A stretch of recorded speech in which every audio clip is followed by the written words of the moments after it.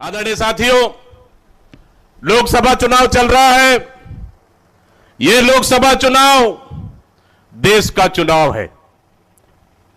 यह देश के चुनाव में सबसे बड़ा हमारे लिए चुनौती है कि देश का संविधान बचाना है, देश का लोकतंत्र बचाना है और देश में आरक्षण बचाना है। देश में लोकतंत्र बचाना है, संविधान बचाना है, आरक्षण बचाना है, तो किसको जिताना है? किसको जिताना है? किसको जिताना है? आदरणीय साथियों, माता बहनों, लगातार 10 साल केंद्र में भारतीय जनता पार्टी की सरकार है। 10 साल में देश को हालत खराब कर दिए, देश को बर्बाद कर दिए। देश की जनता हाहाकार, महंगाई चरम पर, बेरोजगारी चरम पर, किसान बर्बाद हो गए, युवा बर्बाद हो गए, माता बहनें सुरक्षित नहीं, देश के युवा सुरक्षित नहीं। इसलिए आज बालोद और कांकेर लोकसभा मांग रहा है बदलाव, छत्तीसगढ़ मांग रहा है बदलाव और पूरा देश मांग रहा है बदलाव। इसलिए किसे जिताना है? इसलिए किसे जिताना है?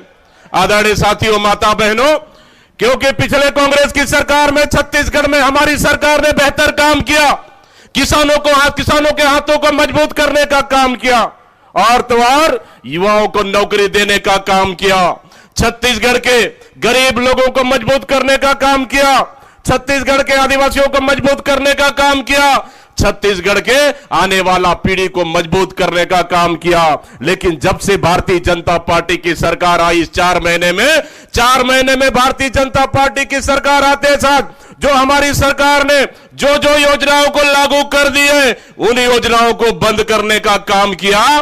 कैसे बंद किया? साएं साएं कैसे बंद किया?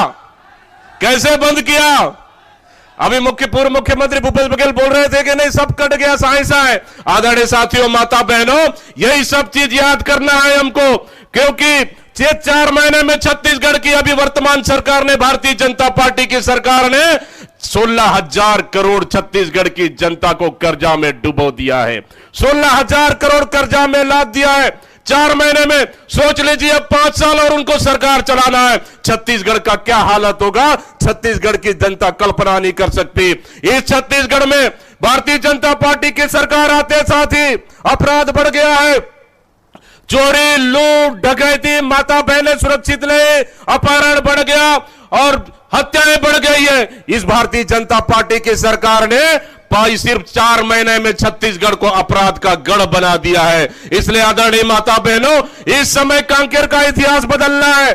1995 के बाद यह सीट हम कांग्रेस नहीं जीत पाई है, क्योंकि पिछले समय कम अंतर से, सिर्फ 6,000 अंतर से हमारे वीरेश ठाकुर नहीं जीत पाए हैं। अगर इस समय बालोद की जनता तीनों विधानसभा सीट में अगर इस समय लीड मिलेगा तो वीरेश ठाकुर को दुनिया का कोई ताकत जीतने में नहीं रोक सकता। आदरणीय माता बहनों, इसलिए मैं सभी लोगों से कहना चाहता हूं कि कांकेर उनका मायके और बालोद उनका ससुराल। जिताना है कि नहीं जिताना है? बताओ, जिताना है कि नहीं जिताना है?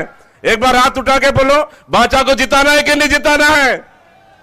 इस समय हम लोग कहीं भी चूक नहीं करना है। आदरणीय साथियों, 1995 का रिकॉर्ड इस समय तोड़ के हमको कांग्रेस को जिताना है, क्योंकि हमको आदरणीय दीदी का भाषण सुनना है। इसलिए मैं अपनी बात को समाप्त करते हुए, आदरणीय साथियों, तकदीर भी बदलेगी, तस्वीर भी बदलेगी, हिम्मत ना हार, मंजिल के मुसाफिर, बस मेहनत कर, इस बार कांकेर का इतिहास भी बदलेगी। इन्हीं शब्दों के साथ बहुत बहुत धन्यवाद देते हुए मैं अपने वाणी को विराम दे रहा हूं। जय भारत, जय छत्तीसगढ़, जय हिंद, जय कांग्रेस। बड़ी से बड़ी खबर, क्राइम से लेकर राजनीति तक किस नेता ने 5 साल में क्या काम कराया।